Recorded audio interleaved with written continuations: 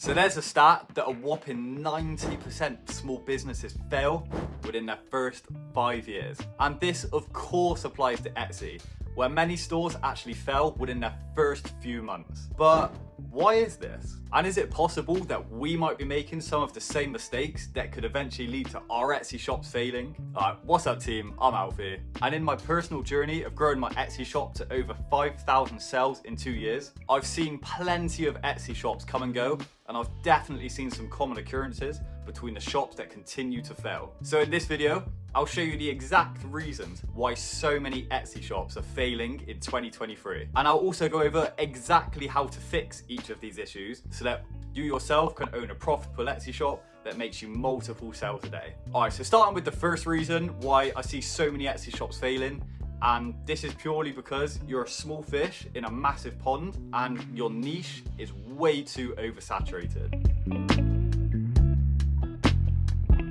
So again, think of this like you're a really small fish in a massive pond surrounded by much bigger fish. So if you're a brand new Etsy shop starting out in a niche like print on demand or digital products, for example, then the competition rate is just going to be so high and your shop's potential success rate is going to be really low right from the start. So since I've started my YouTube journey, I've had so many sellers message me asking to review their shops because they're not making any sales. But then as soon as I go on to take a look at their shops, it's the same thing all the time.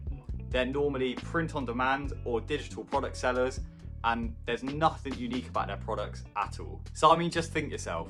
If a customer's got thousands of listings to choose from and you're competing against high quality, trustworthy sellers with thousands of sales and hundreds of reviews, then it's going to be very, very hard for your new shop to stand out in this environment. Because I mean, we all know that if a buyer's got the option to choose between a trusted seller and a not so trusted new seller, 99% of the time, if the product's similar, they're always going to choose the trusted seller. So to rectify this, I recommend hopping onto a program such as eRank. So here you can just search for some of the most popular keywords within your niche, and it'll show you the competition for each of those keywords.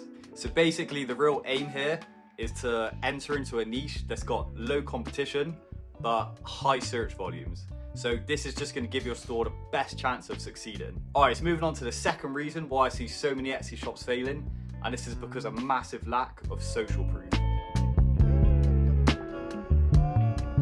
So like I've said on so many of my previous Etsy videos, a huge part of making sales on Etsy is purely down to buyers trusting sellers. So I mean, just think yourself, you're a lot less likely to purchase from a shop that's got 0 reviews compared to a shop that's got 100 reviews. So if you're struggling for sales and you don't have many reviews, or maybe your review score is 4 stars or below, then this could honestly be a real reason why your shop might be failing. Well, I do get it though, especially when you're first starting out on Etsy, you don't have many sales and you don't have many reviews coming in. So this is where I really recommend getting your friends and family to start purchasing some items from you, just so that allows them to then leave reviews on your listing, because these initial reviews are going to help you so much in the long run. And I mean, even if you just transfer the money straight back to whoever's helping you out and you don't even send them the product, it still just allows them to leave a legitimate review on Etsy. And I mean, I've literally seen shops just never get off the ground because they never get those initial reviews coming in, and it just makes things so much harder for them to succeed in the long run.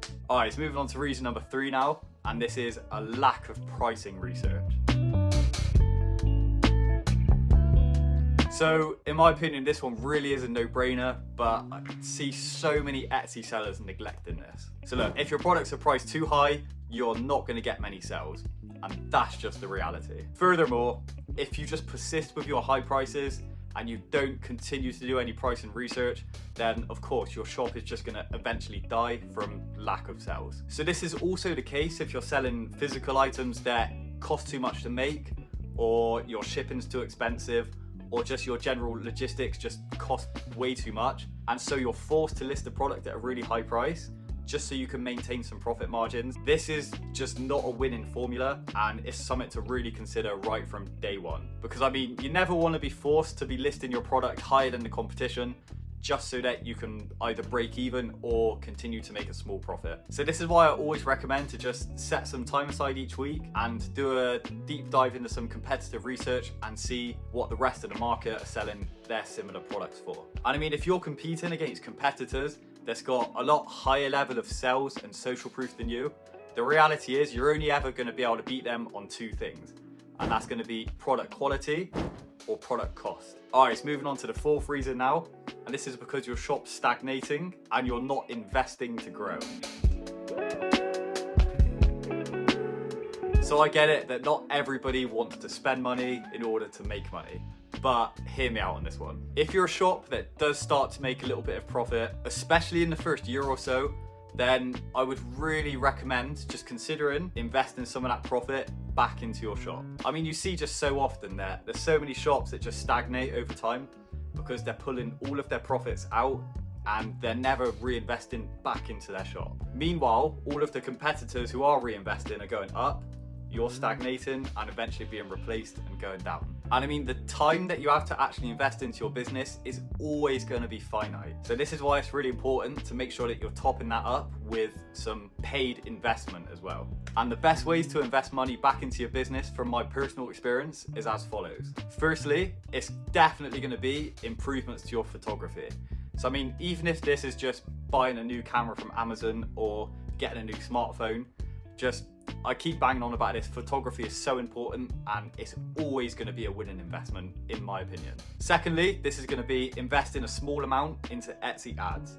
So I mean, even if it's just something along the lines of $1 or $2 a day, you are going to see a difference and you're going to see more traffic to your Etsy shop. And then thirdly, I'd spend money on improving the packaging and the product. So this is just going to mean your customers are going to be happier, they're going to be more likely to return, more likely to leave you a good review, and also more likely to tell their friends and spread the word of your brand. All right, moving on to reason number 5 now, and this is because you're not persistent enough and you might even have just lost interest completely.